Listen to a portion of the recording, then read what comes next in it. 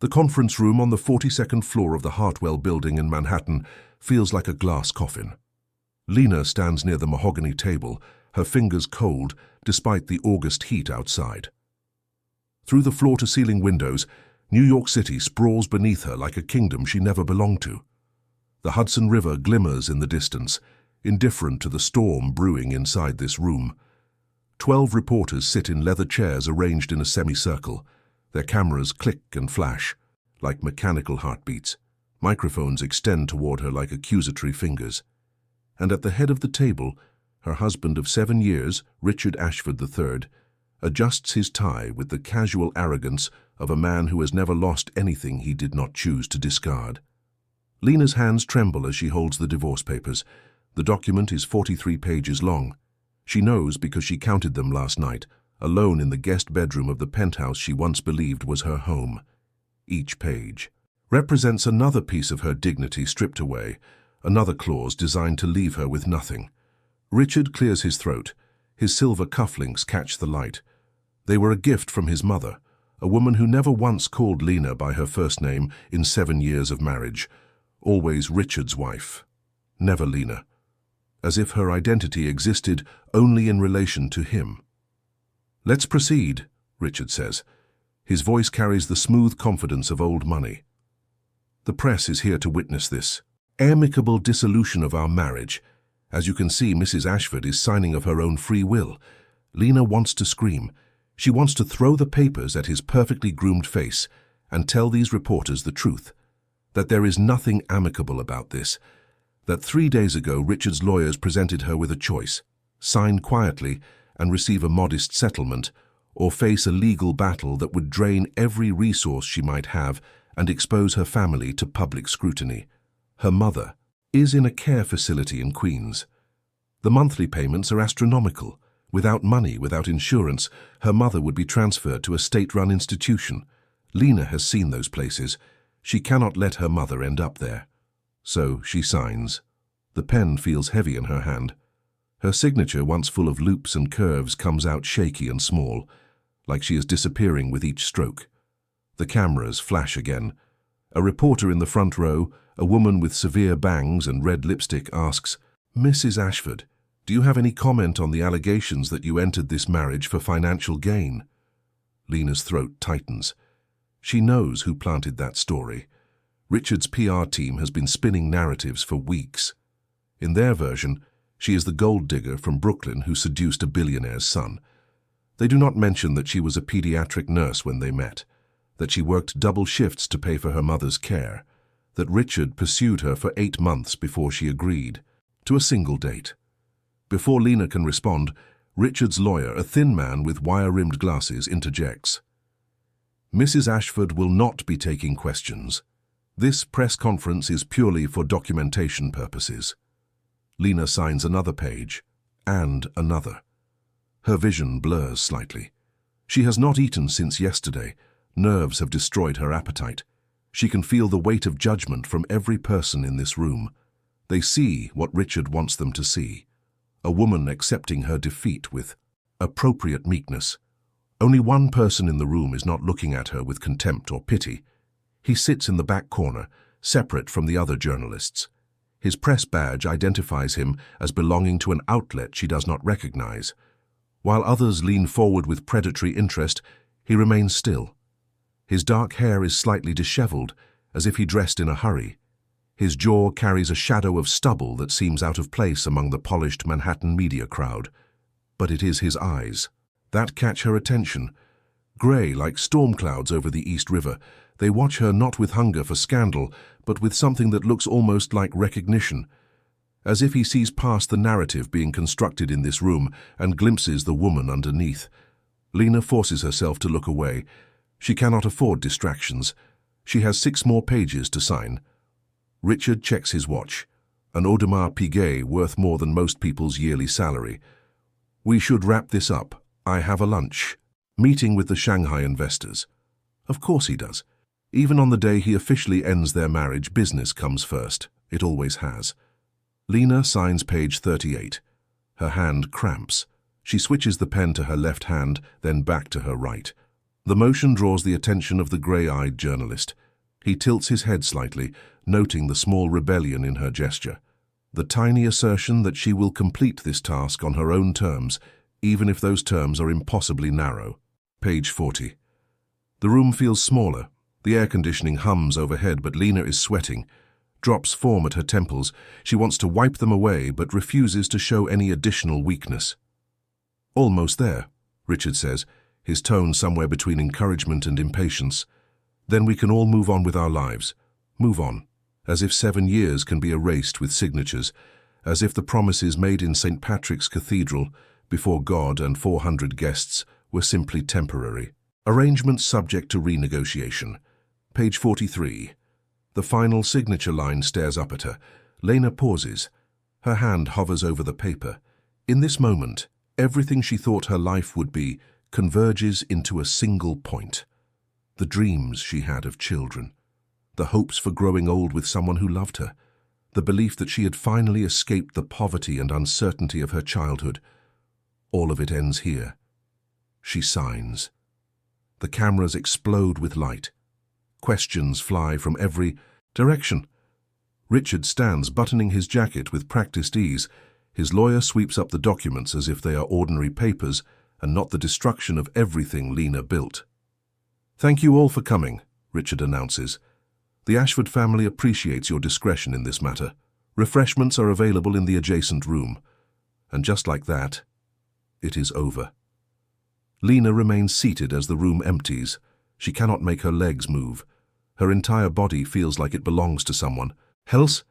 She watches Richard shake hands with reporters, laughing at something the woman with red lipstick says. He does not look back at her. Not once. The grey-eyed journalist is the last to leave. He passes by her chair, close enough that she catches a scent of cedar and something warmer like sunlight on old books. He pauses just for a heartbeat. "The back stairwell leads to a service exit on 41st Street, he says quietly.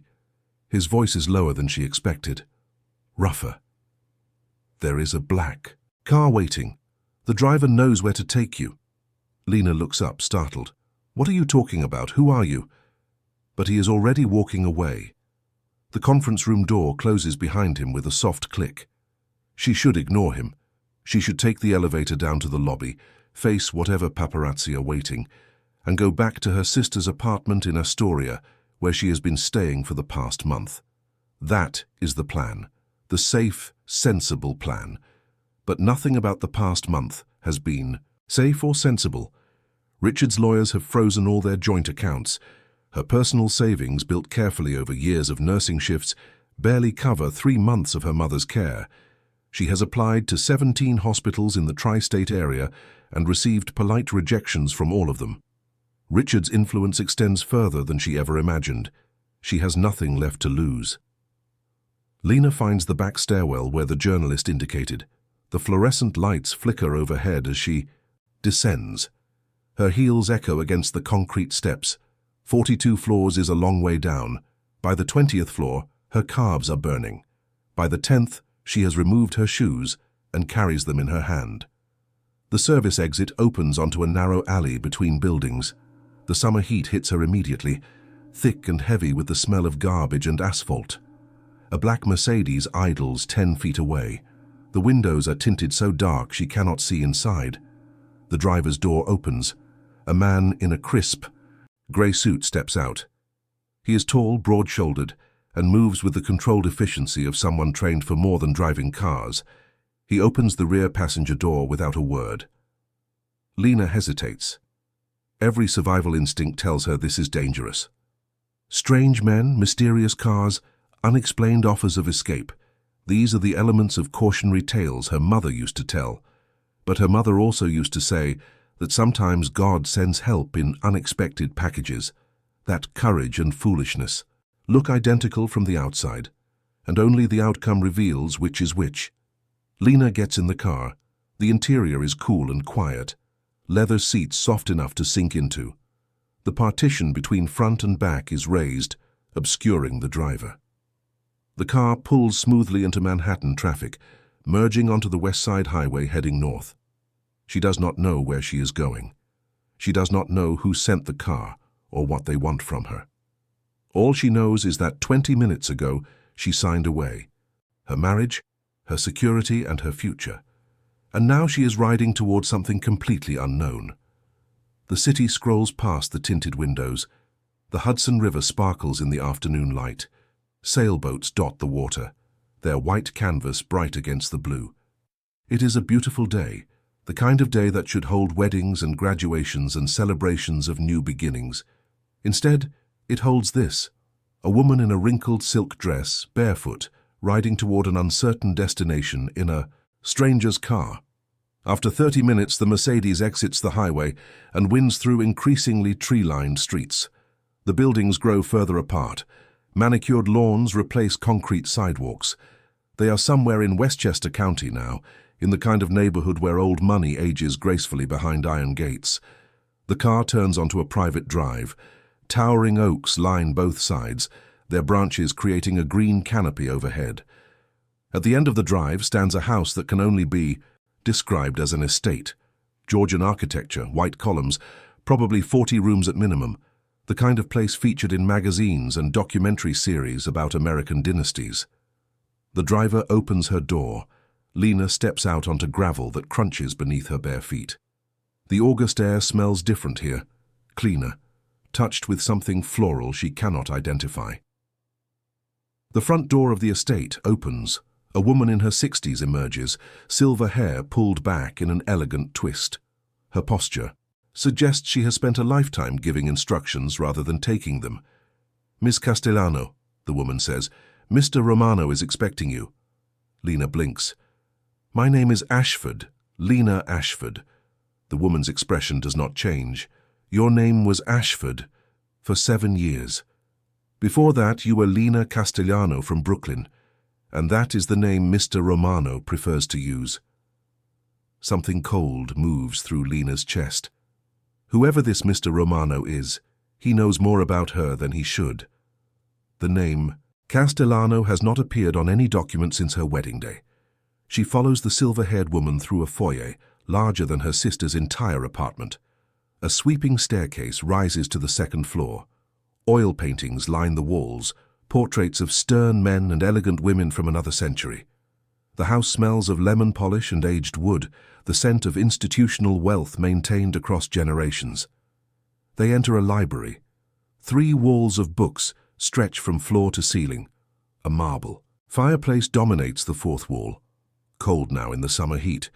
French doors open onto a terrace overlooking gardens that seem to stretch forever. And standing by those doors, silhouetted against the afternoon light, is the grey-eyed journalist from the press conference. Only he does not look like a journalist anymore. He has changed into a tailored charcoal suit that probably costs more than Lena earned in a year of nursing. His hair is still slightly disheveled, but now it seems intentional rather than careless. The stubble remains. So do those eyes, storm grey and watchful. "Ms. Castellano," he says, "thank you for accepting my invitation." Lena stays near the door. Her bare feet feel suddenly ridiculous against the Persian rug. "I did not exactly have a lot of choice, and you did not exactly explain what this is about." A ghost of a smile crosses his features. "Fair. Let me introduce myself properly. Dante Romano." The name sends a shock through her system. She knows that name. Everyone in New York knows that name. Romano Industries spans real estate, technology, shipping, and a dozen other sectors she cannot recall. Dante Romano inherited the empire 5 years ago when his father died of a heart attack. The business press calls him brilliant but ruthless. The tabloids call him a mystery, a man who controls billions but rarely appears in public and never discusses his personal life. He is supposed to be in his late 30s, but looking at him now, Lena cannot guess his age with any certainty. There is something timeless about his features, as if he exists slightly outside the normal flow of years. "Why am I here?" she asks. "You could have sent a message through normal channels, whatever those are for someone like you." Dante moves away from the French doors. His stride is unhurried, confident, the walk of a man who has never needed to rush because the world waits for him. "I could have," he agrees, "but normal channels are monitored. Your husband, excuse, Me, your ex-husband, has people watching your communications, your movements, your finances. He wants to make sure you stay quiet about certain things. Lena's throat tightens. I don't know what you're talking about. I think you do. Dante stops a few feet away from her, close enough that she can see flecks of silver in those grey eyes. 3 years ago, you discovered irregularities in the Ashford Foundation's finances. Medical supplies earmarked for disaster relief that never arrived. Funds designated for pediatric research that vanished into shell companies. You tried to tell someone, and Richard convinced you that you had misread the documents. She stops breathing. No one knows about that. She told no one, not even her sister. The shame of being gaslit by her own husband, of doubting her own eyes and mind, is something she has buried so deep she almost forgot it existed. How do you know that? She whispers. Because the Ashford Foundation took over $8 million from organizations connected to my family's charitable work. Dante's voice remains calm, but something cold moves beneath the surface. Because Richard Ashford has been stealing from disaster victims, from sick children, from vulnerable communities for over a decade, and because I have spent 2 years building a case that will destroy him. The library seems to spin slightly. Lena reaches for the back of a nearby chair to steady herself. I came to that press conference as a journalist because I needed to see you in person, Dante continues, to determine if you were complicit in his crimes or another victim of them. I believe I have my answer. I didn't know, Lena says. Her voice sounds strange to her own ears. I mean, I suspected, but he made me think I was crazy. He said I didn't understand how foundations work, that I was seeing patterns that weren't there. That is what men like Richard Ashford do. They turn their crimes into your confusion. She looks up at him. So what happens now? Are you going to use me somehow, force me to testify against him? Dante's expression shifts, something almost like surprise flickering across his features. Force you? No. I am going to offer you a choice. Stay here, under my protection, while my legal team finalizes the case against Richard. In exchange, you provide testimony about what you observed during your marriage. Or leave now, return to your sister's apartment, and continue trying to rebuild your life while Richard's surveillance team watches your every move. That doesn't sound like much of a choice. Most choices aren't, but this one is real. I will not keep you here against your will, Ms. Castellano. The car that brought you can take you back to the city within the hour. Lena studies him, the set of his shoulders, the way his hands rest at his sides, relaxed but ready. There is danger in this man, she realizes, a capacity for things she probably does not want to imagine, but there is also something else, a stillness, an odd sort of patience. Why do you care? She asks. $8 million is nothing to someone like you. You could write a check for that amount without noticing. Because it is not about the money. For the first time, emotion crosses Dante's face. His jaw tightens. 3 years ago, a shipment of medical supplies was supposed to reach a clinic in Honduras. The clinic served 4 villages, over 2,000 people, many of them children. The supplies never arrived, because Richard Ashford diverted them to a warehouse in Miami and sold them on the secondary market. He pauses. Lena waits. My mother was from Honduras. That clinic was built with my father's money, in her memory. The children who died because those supplies never arrived, they were her people, my people. The silence that follows is heavy with things unspoken.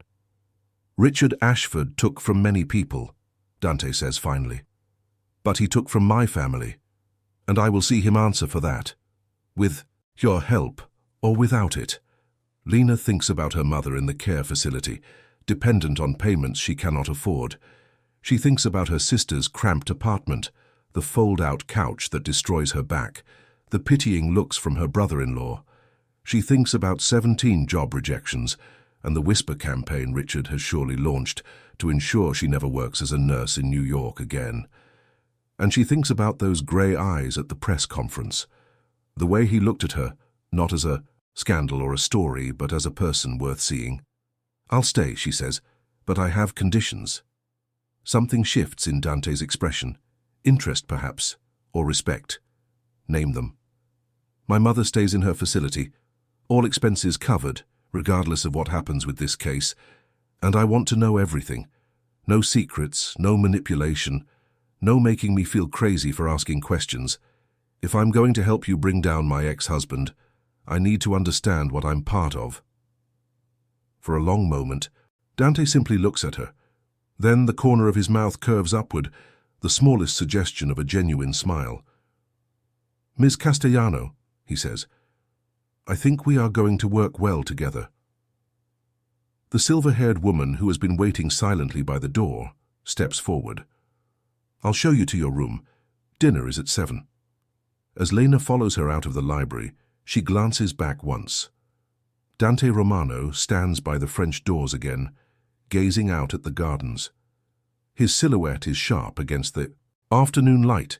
She has traded one powerful man for another. The thought should terrify her. Instead, she feels something she has not felt in years. Hope. Chapter 1. Ends here. Check if you are already subscribed to this channel. These stories reach millions of hearts every month, bringing moments of escape, emotion, and connection to viewers around the world. If you want to be part of this community and never miss a story that could change your day, hit that subscribe button right now. Join us. The bedroom they give Lena is larger than any space she has ever called her own. A 4-poster bed dominates one wall, draped in cream linens that feel like clouds against her skin. A writing desk sits by the window overlooking the gardens. An adjoining bathroom features a clawfoot tub deep enough to drown sorrows. She stands in the middle of this luxury and feels like a stranger in her own skin. Margaret, the silver-haired woman, has explained the layout of the house. The library where she met Dante, a formal dining room rarely used, a kitchen where a chef named Antonio prepares meals, staff quarters on the far end of the estate, Dante's personal wing on the 3rd floor, which is not off-limits, but should probably be treated as such unless she has specific business there. It all sounds like a hotel orientation, as if Lena is a guest who has checked in for an indefinite stay, which, she supposes, she is. She finds clothes in the closet. Simple, elegant pieces in her exact size. Someone has done their research. The thought is both comforting and unsettling. At 7 o'clock, Lena descends the sweeping staircase. She has showered, changed into a soft grey dress from the mysterious closet, and forced herself to eat the sandwich Margaret brought to her room earlier. Her stomach still feels tight with nerves, but at least she is functional. The dining room is oak-panelled and serious. A long table could seat 12, but only 2 places are set at one end. Candles provide warm light. The windows are open, admitting the scent of summer flowers from the garden. Dante is already there when she enters. He has changed from his earlier suit into something more casual, a white linen shirt open at the collar. Without the armor of formal clothing, he looks younger, softer somehow. "Please sit," he says, pulling out her chair. The gesture surprises her. Richard never pulled out chairs.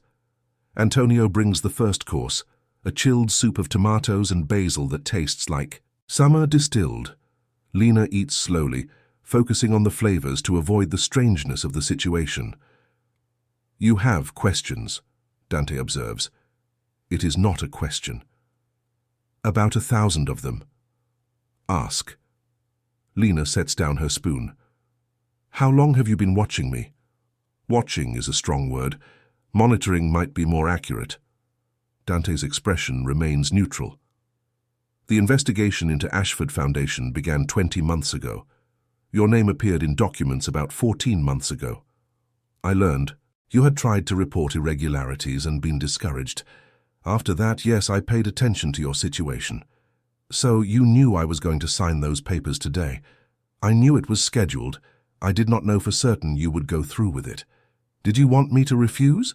To make some kind of stand in front of the cameras?" Dante considers the question. "No. That would have put you in danger without meaningful benefit. Richard is too well protected for a single dramatic gesture to matter. What matters is building an airtight case over time. Documentation, testimony, evidence that cannot be disputed or dismissed. And you need me for the testimony part. Your observations as his wife carry weight. The legal term is spousal witness. But more than that, you understood what you saw. Many people would have seen numbers on spreadsheets and thought nothing of them. You recognized patterns. That suggests a particular kind of intelligence. Lena is not sure if he is complimenting her or simply stating facts. With Dante Romano, she suspects the distinction may not exist. "Tell me about the case," she says. "What exactly did Richard do? I saw pieces, but I never understood the full picture." Dante nods to Antonio, who clears the soup course and brings plates of grilled fish with vegetables. He waits until they are alone again before speaking. The Ashford Foundation presents itself as a humanitarian organization. Disaster relief, medical aid, educational, scholarships. On paper, it does excellent work. In reality, approximately 40% of incoming donations are diverted through a network of shell companies to Richard's personal accounts and various business ventures. 40%, Lena repeats. The number is staggering. The mechanism is complex but elegant. Relief supplies are purchased at inflated prices from companies Richard secretly owns. The difference between actual cost and invoice price disappears into offshore accounts. Medical equipment is bought, reported as deployed to field hospitals, but actually sold on secondary markets.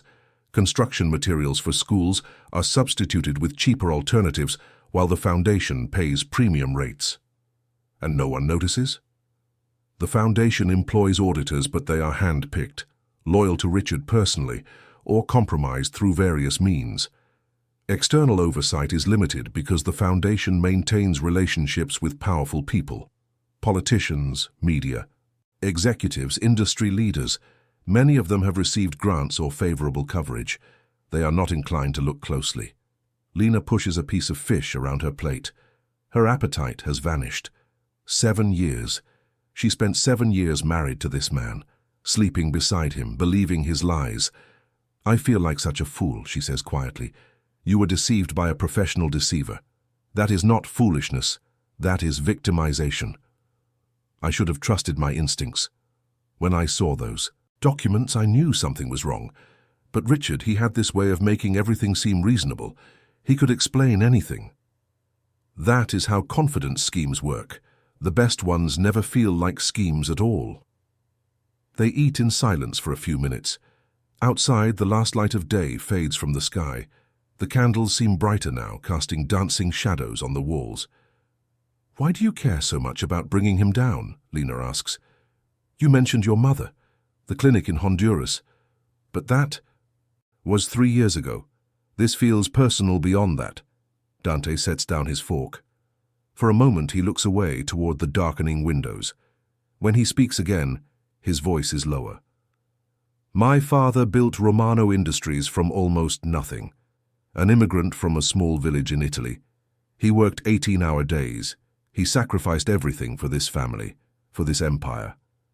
When he died, I inherited not just his business, but his values. The belief that wealth comes with responsibility, that power exists to serve, not just to accumulate." He turns back to face her. "Richard Ashford represents everything my father despised. A man born into privilege who uses it to prey on others. A man who takes from those who have nothing and pretends to be helping them. When I learned what he had done, what he was doing, I made a promise, not just to my mother's memory, but to my father's legacy. I will not let men like him operate unchallenged." There is something raw in his words. Lena recognizes it, because she has felt it herself. The weight of promises made to people who can no longer hear them.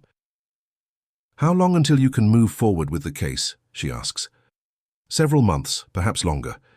Richard has good lawyers. Better than good. We need everything perfect before we proceed. One weak link in the evidence chain and he walks away. And in the meantime, you stay here. You rest.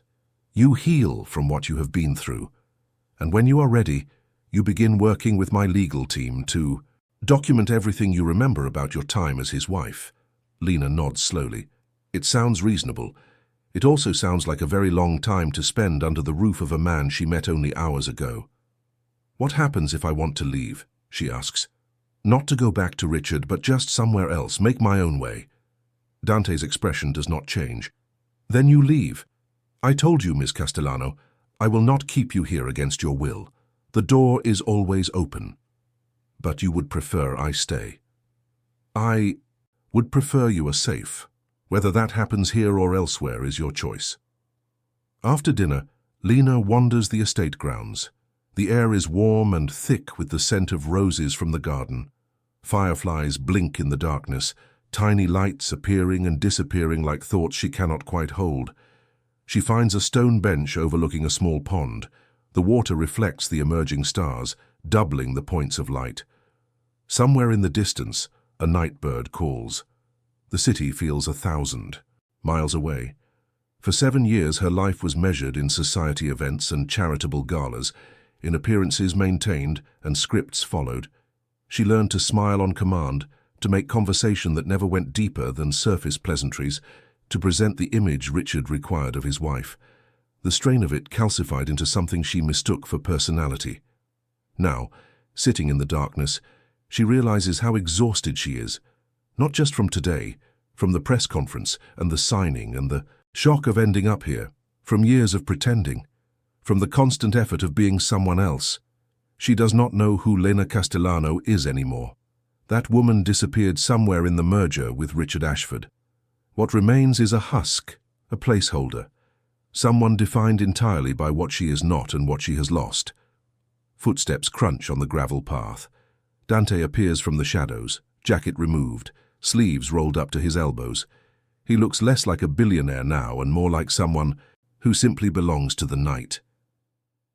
"Mind if I join you?" he asks. Lena gestures to the bench. "It's your property." He sits at the far end, leaving careful space between them. "It's my house. It does not have to be my property right now." They sit in silence for a while, watching the fireflies dance. The pond ripples occasionally as some underwater creature moves. The night bird calls again, and somewhere far away, another answers. "I used to sit by the water at night when I was young," Dante says, eventually. "My family had a place on Long Island. Nothing like this, just a small cottage, really. My father bought it with his first real profit. He said the sound of water was the sound of peace." "It is peaceful here," Lena admits. "That was intentional. When I designed this estate, I wanted a place that felt removed from the world, somewhere to think clearly, without the noise." "You designed it yourself?" "With architects, yes. Every room, every garden path. I spent 2 years planning, before construction began." A pause. "My therapist says it was a way of processing my father's death, creating order from chaos." The admission surprises her. Men like Dante Romano do not typically discuss therapy, certainly not with women they barely know. "That sounds like good therapy," she says. "It helped, building something permanent, something that would outlast the grief." He turns to look at her. In the darkness, his eyes seem more black than grey. "What helped you?" "After your father died?" Lena stiffens. "How do you know about my father?" "I told you. I have been monitoring your situation for over a year. Your father passed when you were 16, heart failure.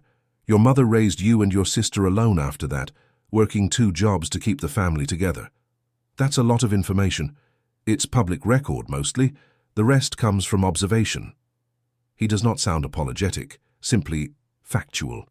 "I do not share this to frighten you, only to explain that I understand something of what you have experienced, the weight of loss, the necessity of rebuilding." She should be angry, Lena thinks.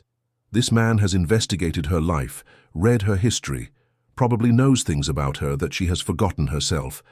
It is an invasion of privacy so complete it should feel violating. Instead, it feels almost like being seen.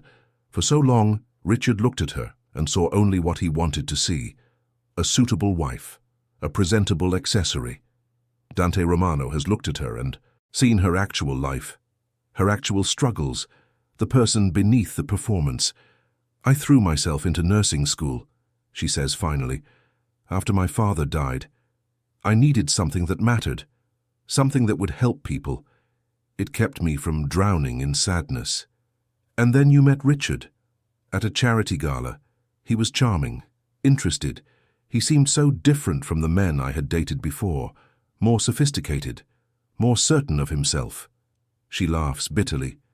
I thought his confidence meant he knew who he was. Turns out he just knew how to play the part.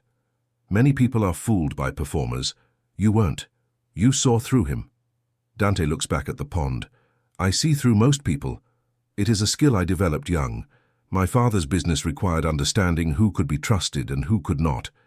The consequences of misreading someone were severe. What kind of consequences?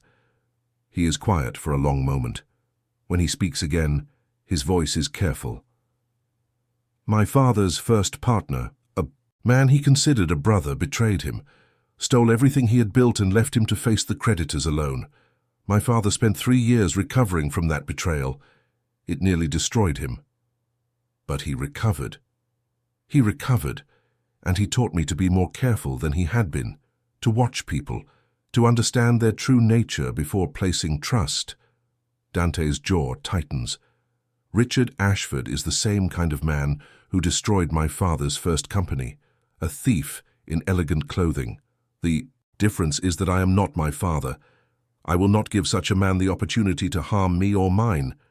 There is something almost frightening in his certainty, a hardness beneath the surface that hints at capacities Lena cannot quite imagine. She reminds herself that she knows almost nothing about this man, about how he built his empire, about what he has done to protect it. But sitting here in the darkness, she finds it hard to feel afraid. Whatever Dante Romano is capable of, whatever shadows move beneath those storm-grey eyes, he has so far shown her only protection, only truth, only a path forward from the wreckage of her marriage. I should go to bed, she says. It's been a very long day. Of course. Dante stands when she does. Margaret can bring you anything you need. My room is on the 3rd floor if you require anything urgently, but otherwise, consider this wing your own. Lena nods. She starts toward the house, then pauses. Thank you, she says, for everything. For getting me out of that press conference. For this chance. I know I'm here because you need something from me, but still, thank you. Dante's expression softens slightly. You are here because you deserve better than what Richard gave you. The testimony is secondary. Rest well, Ms. Castellano. Lena, she says, if we are going to be living under the same roof, you should call me Lena. Something shifts in his eyes. Lena, he repeats. The name sounds different in his voice, heavier, more real. Good night, Lena. She walks back to the house alone, feeling his gaze on her, until she disappears through the door. The days that follow settle into a rhythm. Mornings, Lena meets with Dante's legal team in the library, 3 sharp-eyed attorneys who ask endless questions about her marriage, what she observed, what Richard told her, what documents she accessed. The interrogation is exhausting but clarifying. Each piece of information she provides fits into a larger picture she is only beginning to understand. Afternoons are hers. She explores the grounds, finding hidden gardens and quiet corners. She reads books from the library, novels and histories she never had time for during her marriage. She calls her sister, careful to use a secure line Dante's team has arranged, and assures her that she is safe without explaining where she is or why. She visits her mother twice in the first week. Antonio drives her in an unmarked car, taking back roads to avoid surveillance. The care facility remains the same. Her mother remains stable, and the bills are now being paid through an anonymous trust. When Lena asks Margaret about the arrangement, the older woman simply says, Mr. Romano takes care of his own. Dinners are with Dante. Sometimes brief practical discussions of the case, sometimes longer conversations that wander into unexpected territory. He tells her about growing up in Brooklyn, not far from where she was raised, about his mother's death from cancer when he was 12, the grief that nearly swallowed him whole, the way his father rebuilt their family with patience and love. She tells him about nursing school, about the patients who taught her grace in suffering, about her dreams of one day opening a community clinic. They talk like 2 people who have known great loss and emerged careful, watchful, but still capable of connection. Lena finds herself looking forward to these dinners more than she should. 2 weeks after her arrival, Lena wakes to the sound of raised voices downstairs. She pulls on a robe and descends the staircase to find Dante in the foyer, still dressed from the night before, speaking rapidly in Italian to a man she does not recognize. The man is tall, nearly as tall as Dante, with graying hair and a scar that runs along his jawline. He looks like someone who has spent his life in dangerous places. His eyes flick to Lena as she appears on the stairs, assessing and dismissing her in a single glance. Dante notices her.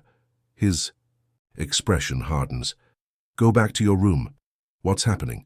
"Lena, go." She has never heard that tone from him before. Cold, commanding, the voice of a man who expects immediate obedience. For a moment, she sees the power he usually keeps veiled, the authority that comes not just from money but from something more primal. She retreats up the stairs, but she does not go to her room. Instead, she stops on the landing, out of sight, but close enough to hear. The conversation continues in Italian, too rapid for her to follow. She catches fragments, a name that sounds like Marco, numbers that might be dates or amounts, and repeated more than once the word pericoloso, dangerous. After 10 minutes, the scarred man leaves. Lena hears the front door close, then a car engine starting and pulling away. She waits a moment before descending again. Dante stands alone in the foyer. His back is to her. His shoulders rise and fall with controlled breathing. "What was that?"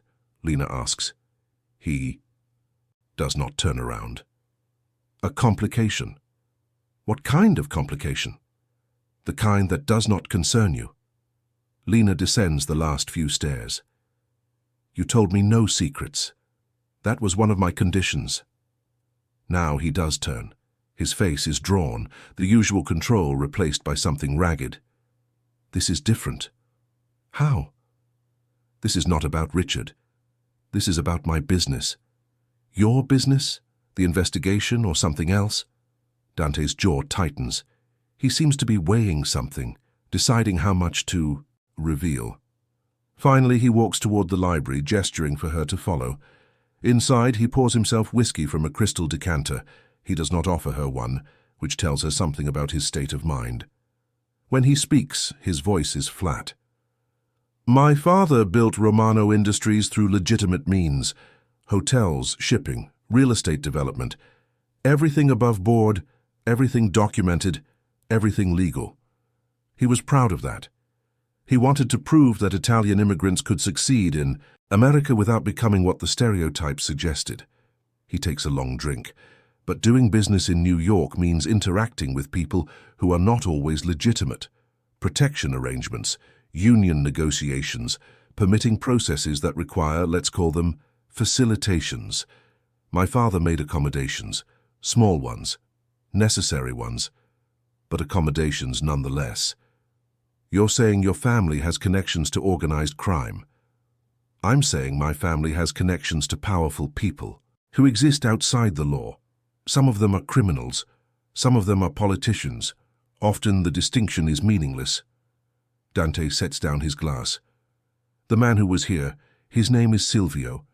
He represents interests that have worked with the Romano family for decades. He came to warn me that these interests have learned about the case against Richard Ashford." Lena's blood chills. "How?" "I don't know yet. Someone on my legal team, perhaps. Or surveillance I underestimated. It doesn't matter. How? What matters is that they know and they are concerned. Why would they care about a financial fraud case?" Dante meets her eyes. "Because Richard Ashford's shell companies aren't just hiding charity theft. They're processing money for people who cannot move money through normal channels. Drug money, weapons money, the kind of money that leaves bodies when it goes astray." The room seems to tilt slightly. Lena grabs the back of a chair. "Richard is involved in money laundering for cartels?" "Richard is involved in money laundering for everyone who pays his fees. Cartels, corporations, foreign governments. He is an equal opportunity criminal, which makes him valuable to people who would prefer he remain operational and unexamined. And these people have contacted you. Through Silvio, yes. The message was clear. Drop the investigation or face consequences." Lena's mind races. This is so far beyond what she imagined. Financial fraud seemed distant, abstract. But cartels, weapons, the kind of power that answers threats with violence, this is something else entirely. "What are you going to do?" she asks. Dante finishes his whiskey. When he looks at her, something has hardened in his expression. "I am going to continue exactly as planned. Build the case, gather the evidence, and when the time is right, deliver Richard Ashford to the authorities." Even knowing the risk? Especially knowing the risk. These people threaten because they believe I can be frightened. My father taught me that fear is a choice, and giving into it is a weakness that only invites further exploitation. He sets down the empty glass with a sharp click. "I will not be exploited." "What about me?" Lena hears the tremor in her own voice. "If they know about the case, they probably know I am involved." Dante crosses to her. He moves carefully, giving her time to step back if she chooses. She does not step back. "You are under my protection," he says. "That is not a casual statement. It means that any threat to you is a threat to me, and I respond to threats against my family with everything I have. I'm not your family. You are under my roof, in my care, in my world. That is close enough." His hand rises, slowly, and brushes a strand of hair from her face. The touch is light, careful, asking permission without demanding anything. Lena feels her breath catch. "I brought you into this," Dante says quietly. "I will not let them harm you. I swear it." She should question his motives. She should wonder what he gains from protecting her so fiercely. Instead, standing in the morning light of his library, feeling the warmth of his nearness, she only feels something she thought she had forgotten. Safety. Real safety. The kind that comes not from walls or money, but from another person's determination to stand between you and harm. "Okay," she whispers. "Okay, I trust you." Something flickers in his grey eyes. Surprise, perhaps, or gratitude, or something deeper that neither of them has words for yet. "Then stay close to me," Dante says, "and we will see this through together." The weeks that follow are tense, but strangely intimate. Security around the estate increases. Men in dark suits patrol the perimeter. Cars come and go at odd hours, bringing people Lena is never introduced to. She asks Dante about them once, and he tells her they are insurance. She does not ask again, but inside the house, life continues. Dinners, conversations, long walks through the gardens as summer begins to fade toward autumn. Dante tells her stories of his childhood, of a grandmother who made pasta by hand and a neighborhood where everyone knew everyone's secrets. Lena tells him about Brooklyn, about the apartment above the bakery where she grew up, about her father's laugh that she can barely remember now, but still hears sometimes in dreams.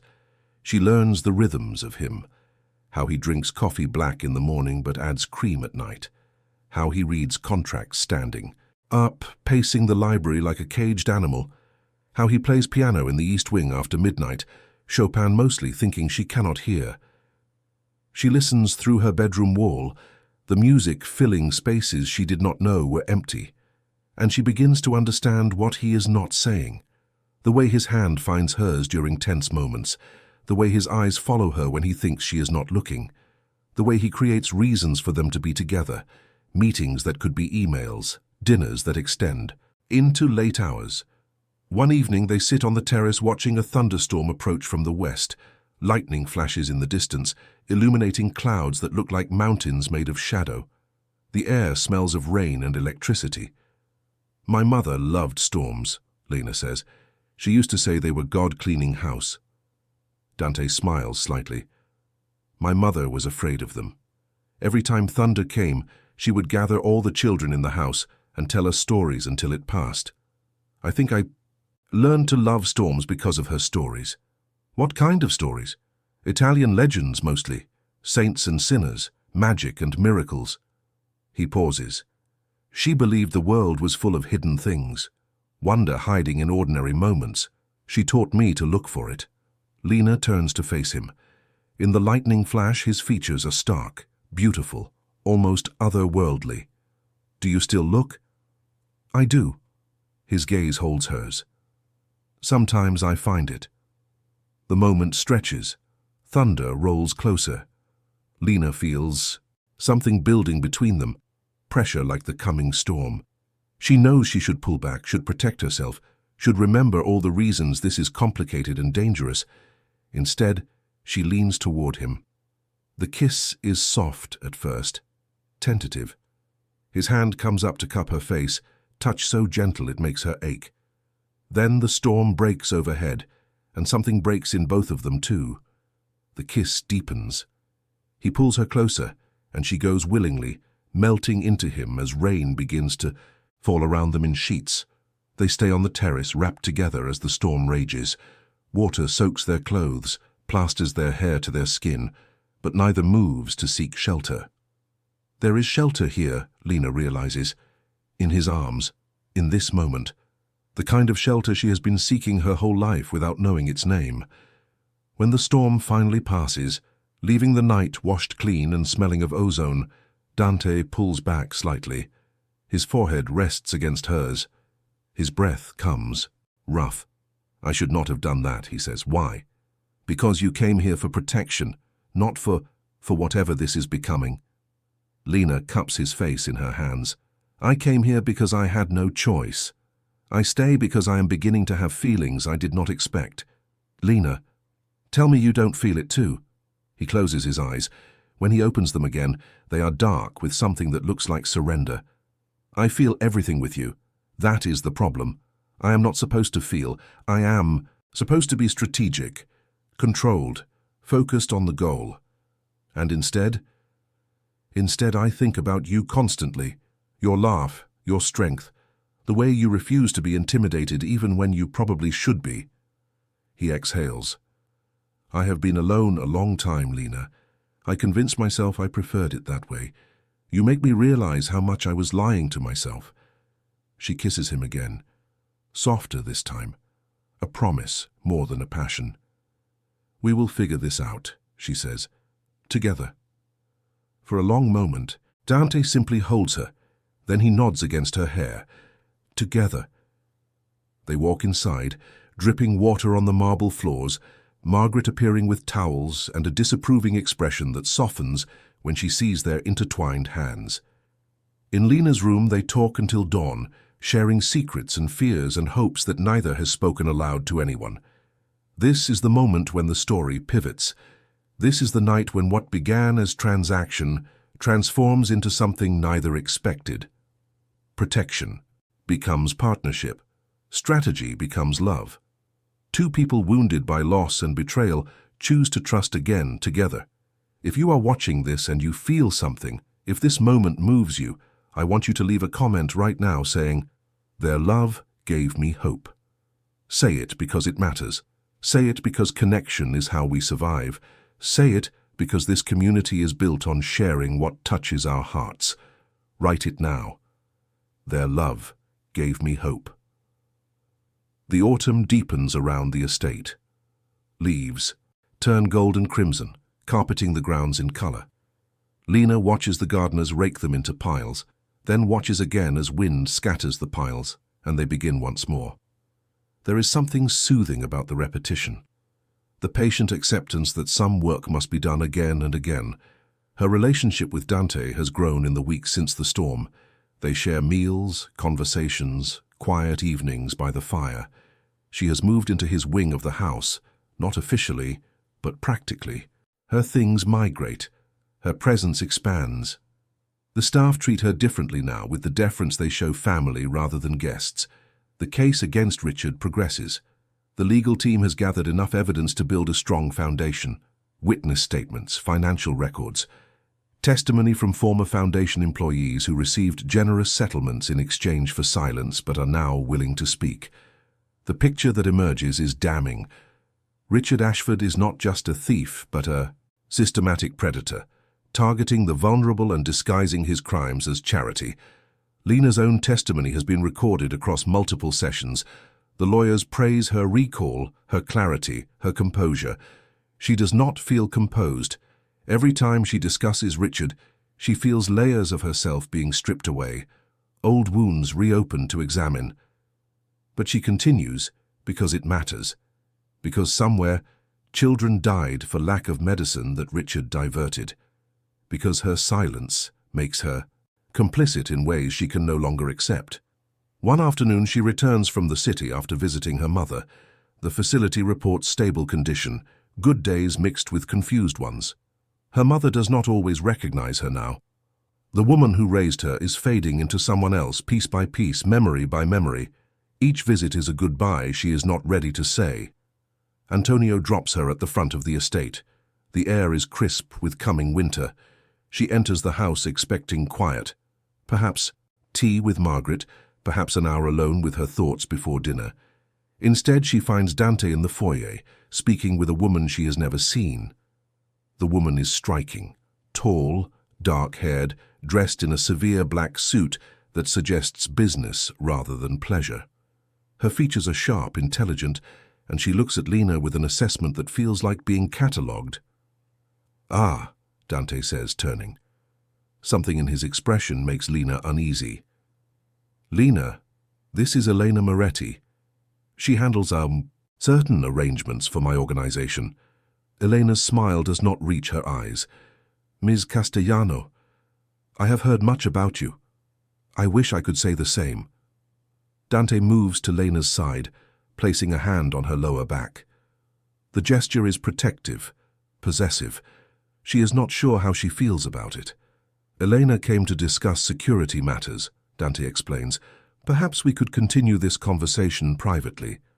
"Of course." Elena inclines her head. "A pleasure meeting you, Ms. Castellano. I am sure we will speak again." She follows Dante into the library. The doors close. Lena waits, letting the silence build. "Who is she really?" Lena asks finally. Dante pours himself whiskey. He does not offer her one. Again. "She is exactly what I said. She handles arrangements." "What kind of arrangements?" "The kind that keep people safe, the kind that make problems disappear." He turns to face her. "I told you my family has connections outside the law. Elena is one of those connections. She looks like she kills people for a living. She looks like she solves problems. Sometimes those problems involve people who need to be removed from situations. She is very good at her job." Lena feels cold spreading through her chest. "Removed?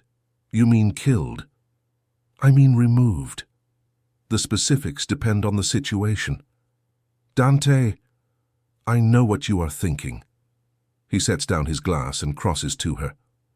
"You are thinking that you have fallen for a man who is not so different from Richard after all. A man who operates outside the rules. A man capable of violence." She says nothing because he is not entirely wrong. "Here is the difference," Dante continues.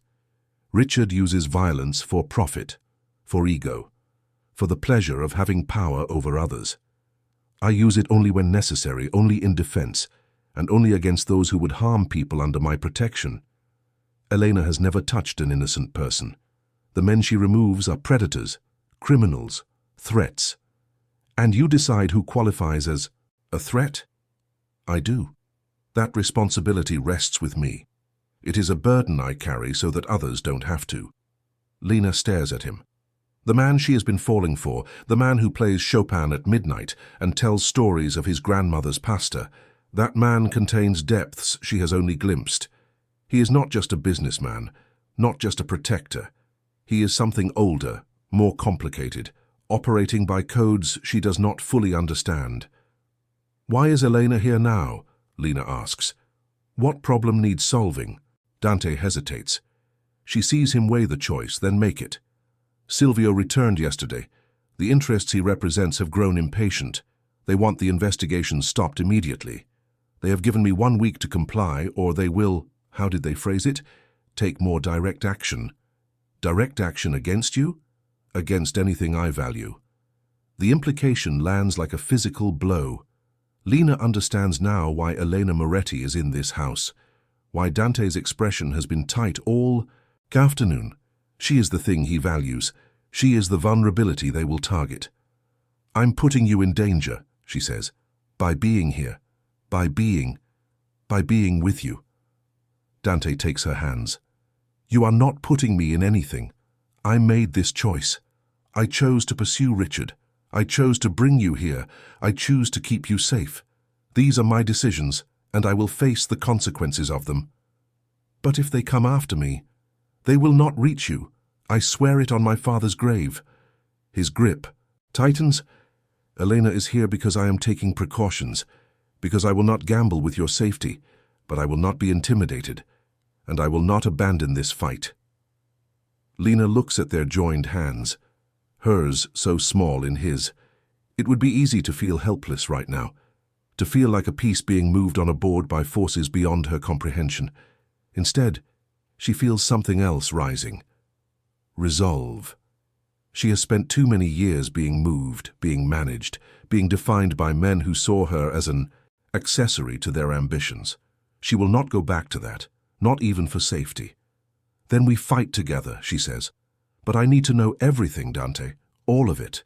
No more surprises, no more women showing up who handle arrangements that I don't know about. You will know everything.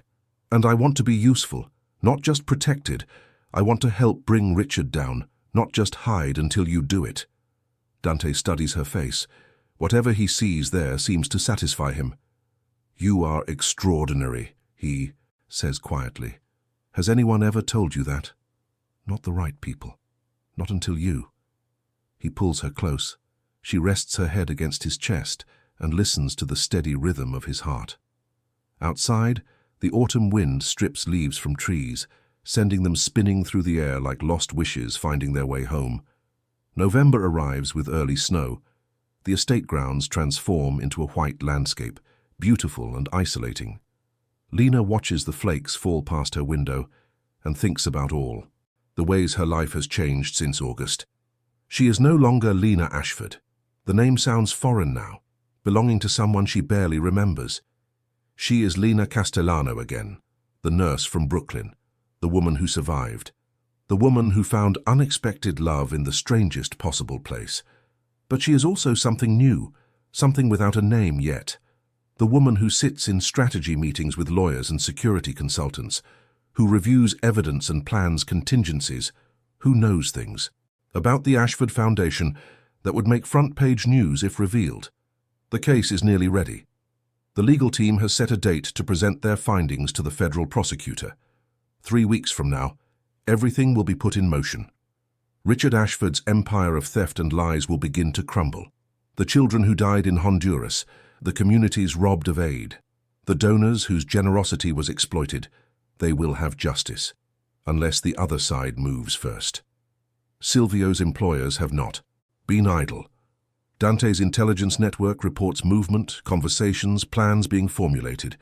They know the timeline, they know the targets, and they are preparing a response. Elena Moretti has become a fixture in the house. She and Dante meet daily, sometimes for hours behind closed doors. Lena is included when appropriate, excluded when matters grow too dark. She accepts this compromise even though it chafes. There are lines she is not ready to cross, realities she is not prepared to face. The man she loves operates in a world of shadows. She cannot pretend otherwise, but she does not have to stand in the darkest corners. One evening, Dante finds her in the library. She is reading by the fire, or pretending to read. Her mind has been too restless for concentration. "Walk with me," he says. They bundle into coats and venture outside. The snow has stopped falling, leaving the grounds blanketed in pristine white. Their breath makes clouds in the cold air. The only sounds are their footsteps and the distant call of winter birds. They walk to the pond, frozen now into a mirror of ice. The stone bench where they first talked alone is covered in snow. Dante brushes it off, and they sit together, shoulders touching. "I need to tell you something," he says. "Something difficult." Lena braces herself. After everything she has learned, she is not sure what could still surprise her. But his tone suggests she is about to find out. "When I was 23, Dante begins, I did something I have regretted ever since. A mistake that cost me dearly. I never speak of it. Even my closest associates don't know the full truth." He stares out at the frozen pond. In the fading light, his profile looks carved from stone. "There was a woman, Juliana. I loved her, or thought I did. We were engaged to be married. My father approved. Everything seemed perfect. Lena waits. But Juliana had secrets. Her family owed money to dangerous people. She came to me not for love, but for protection. I was too young, too blind to see it. When I discovered the truth, I was devastated. I confronted her. We fought. She left. That doesn't sound so terrible. People make mistakes in love. The mistake was not loving the wrong woman. Dante's voice drops. The mistake was what came after. Juliana's family's debts, they did not disappear. The people they owed came to collect.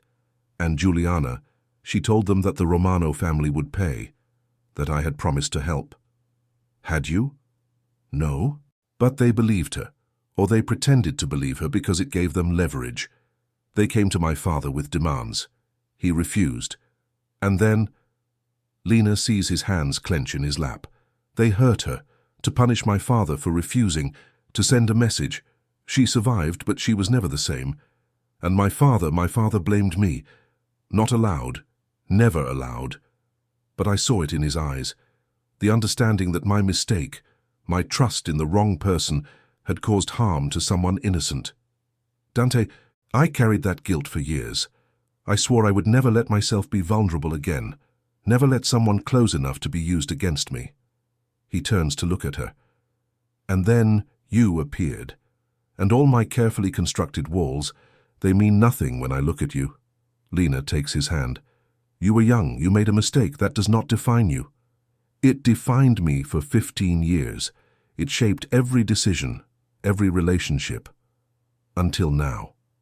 He lifts her hand to his lips, pressing a gentle kiss. To her knuckles. You make me believe that I can be more than my worst moment, that I deserve something better than isolation. You do deserve that. We all do. They sit together as the last light fades from the sky. Stars emerge, crisp and bright in the winter air. The frozen pond reflects them, doubling the points of light. The next 3 weeks will be dangerous, Dante says finally. Our enemies are preparing to move. I have plans in place, contingencies for every scenario I can imagine. But there are always scenarios no one imagines. What are you saying? I'm saying that if something happens to me, I need you to promise something. Lena's chest tightens. Don't talk like that. Listen to me. If something happens, Elena will ensure your safety. She has instructions, resources, everything you would need to disappear completely and rebuild somewhere far from here. Your mother would be cared for. Your sister, too. You would never want for anything. I don't want money, I want you. I know. I want myself to be there, too. But I cannot guarantee the future, Lena. I can only prepare for it. He cups her face. Promise me that if the worst happens, you will let Elena help you. That you will survive and live and be happy, even without me. Tears burn her eyes, freezing in the cold air. That's not fair. You can't ask me to promise that. I'm asking because I love you, because your safety matters more to me than anything, even more than bringing Richard to justice. Please. She wants to refuse. She wants to rage against the possibility he is describing. But looking into his grey eyes, seeing the fear he is trying to hide, she understands. This is how he loves, completely, consumingly, with a willingness to sacrifice everything for the people he holds dear. I promise, she whispers, but you have to promise me something too. Anything. Promise me you'll fight, that you won't give up, that you'll do everything in your power to come back to me. He pulls her into his arms. His warmth surrounds her, blocking out the winter cold. I promise, he breathes against her hair. I will move mountains to return to you. They hold each other as the stars wheel overhead and the frozen world waits for whatever comes next. The attack comes on a Tuesday. Lena is in the library reviewing documents with one of the lawyers when she hears the first gunshot. The sound is sharp, alien, nothing like the movies make it seem. Just a crack, and then another, and then, shouting from somewhere in the house, the lawyer drops his papers and freezes. Lena's training takes over.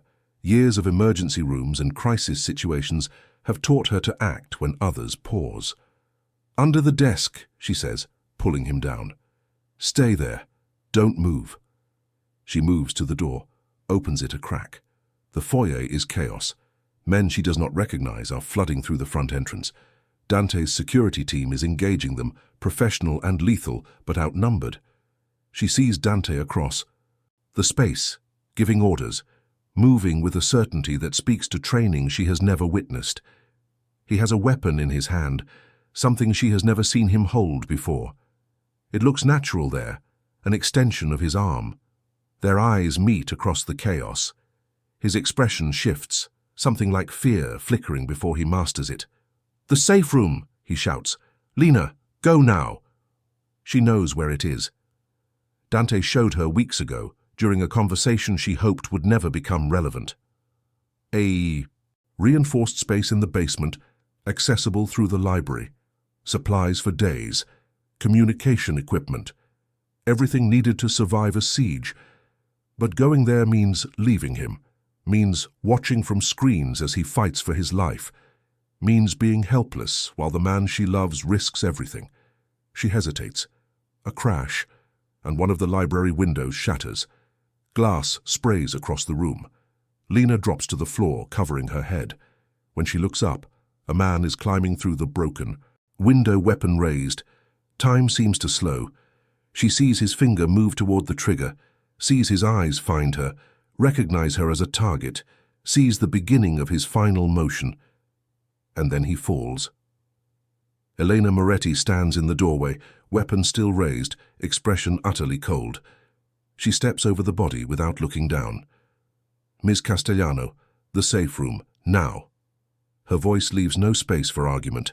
Lena scrambles up and follows, the lawyer stumbling behind them. They pass through the library, through a hidden door behind a bookcase, downstairs that seem to descend forever. The safe room is cold and bright, lit by harsh fluorescent lights. Multiple screens show feeds from cameras throughout the house. Lena watches Dante directing his people, watches the attackers fall one by one, watches violence unfold with clinical efficiency. It takes 17 minutes. She counts every second. When the last attacker falls, when the house finally goes quiet, Lena sags against the wall. Her entire body is shaking. The adrenaline that carried her this far is draining away, leaving only exhaustion and fear. Elena speaks into a radio, receives responses Lena cannot hear clearly. Then she turns. Mr. Romano is unharmed. He's coming. 5 minutes later, Dante appears in the safe room doorway. His shirt is torn, his knuckles bloodied, but he is whole. He is alive. Lena runs to him. He catches her, holds her so tight she can barely breathe. Neither speaks. There are no words for what they have. Just survived. Only the desperate pressure of arms around each other, the proof of continued existence. Later, after the police have come and gone, after statements have been given and bodies removed, after the house has been secured and cleaned until nothing visible remains of the attack, they sit together in the library. The broken window has been boarded over. The fire crackles in the hearth. "It's done," Dante says. Silvio's employers overplayed their hand. The attack was documented. Evidence has been provided to federal authorities. They have no choice now but to cooperate or face prosecution. They're going to cooperate? They're going to pretend nothing happened, disavow the attackers, claim ignorance. It's the smart play.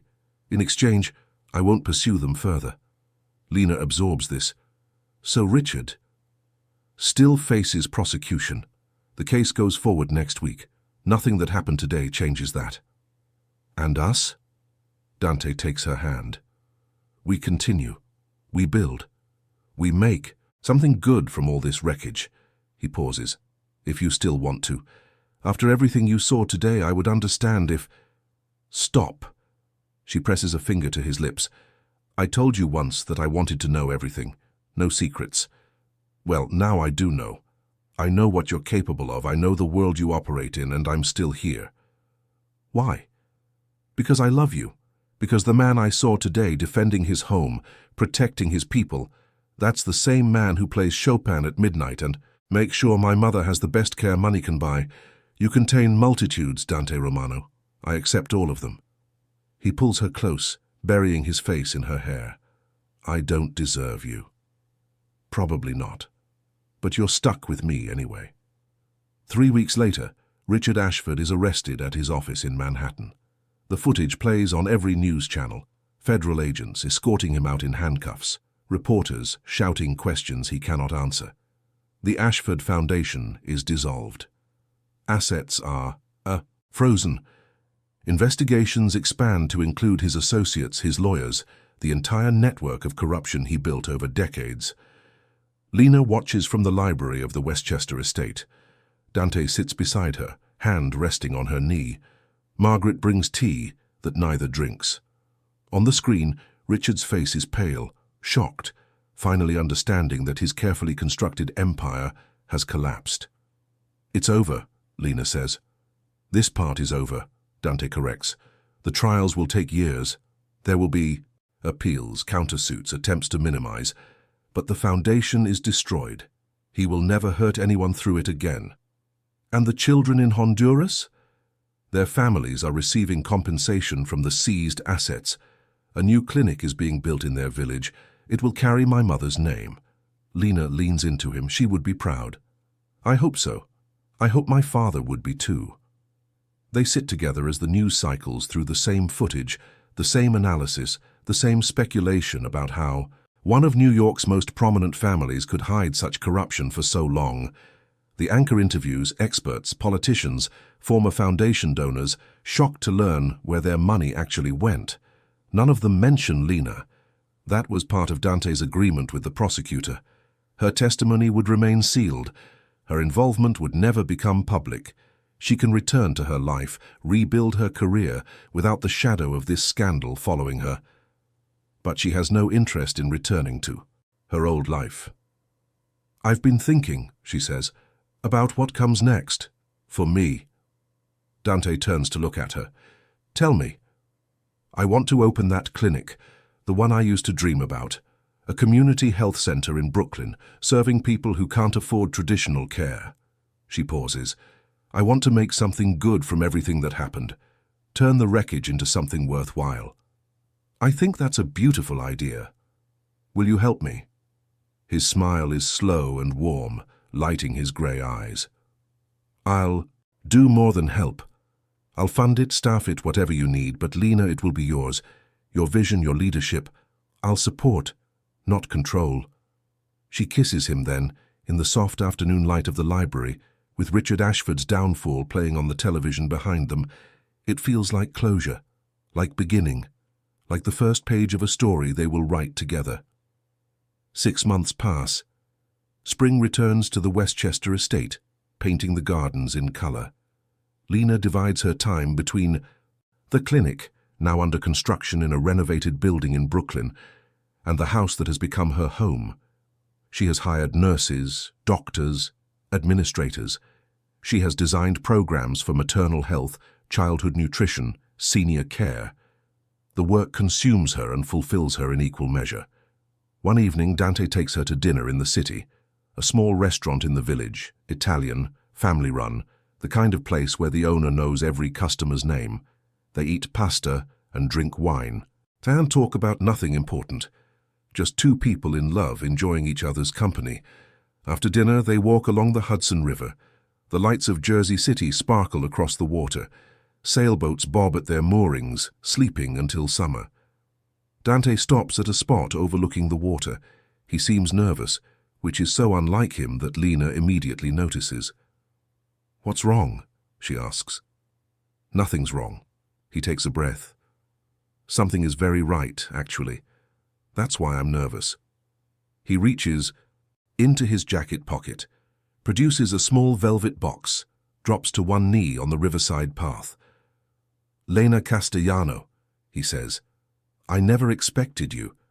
I had built my life around solitude, around control, around never letting anyone close enough to matter.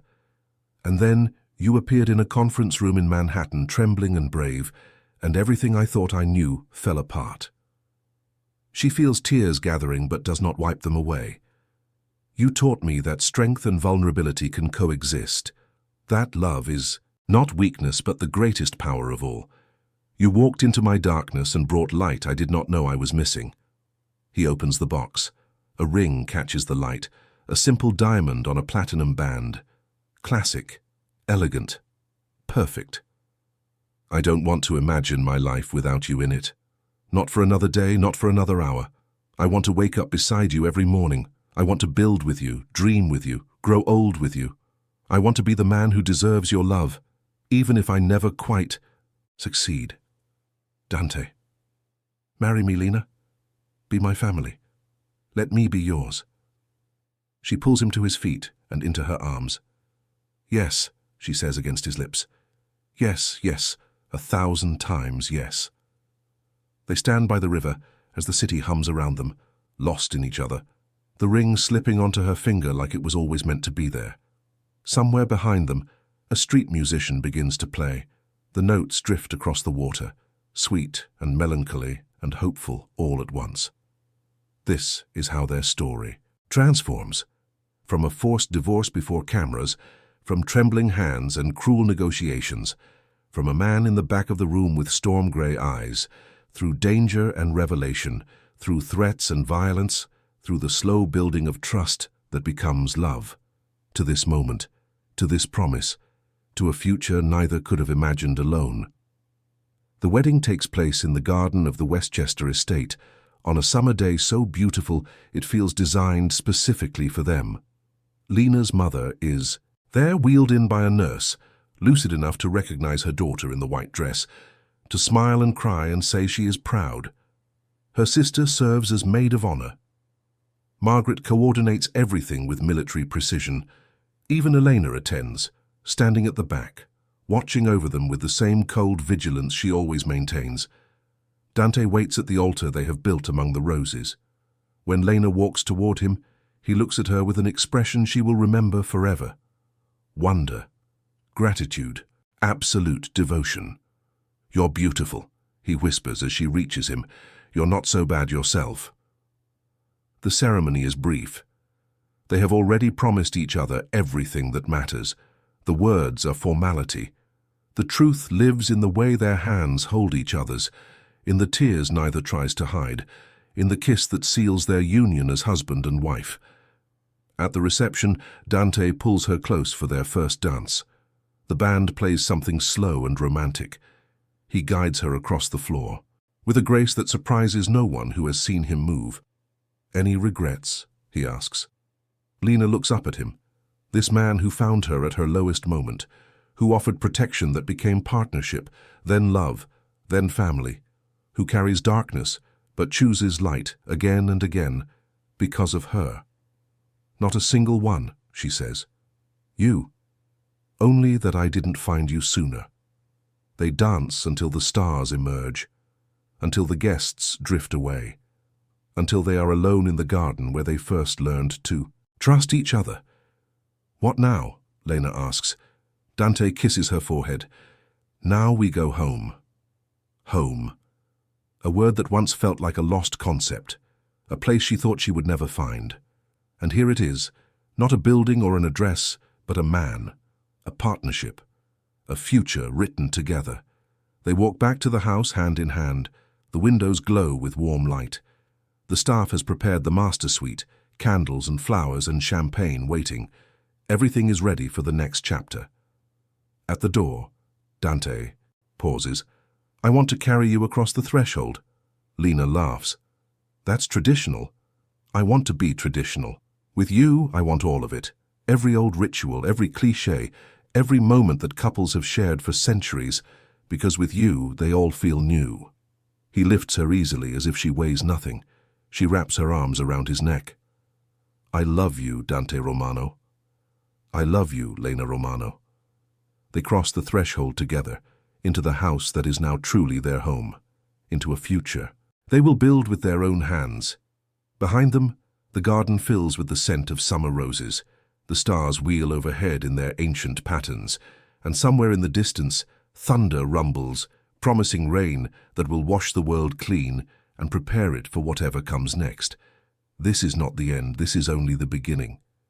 If you have watched this far, it is because you liked this story. Leave a comment saying, "I've watched this far," so I can get to know you and see who really enjoys the stories here on the channel. If this story touched your heart, If you felt something real in these moments, please subscribe to this channel so you never miss another journey like this one. Hit the like button to show your support, and share this story with someone who needs to believe that love can overcome anything. Because it can. We just proved it together. Thank you for being here. Thank you for listening. Until next time.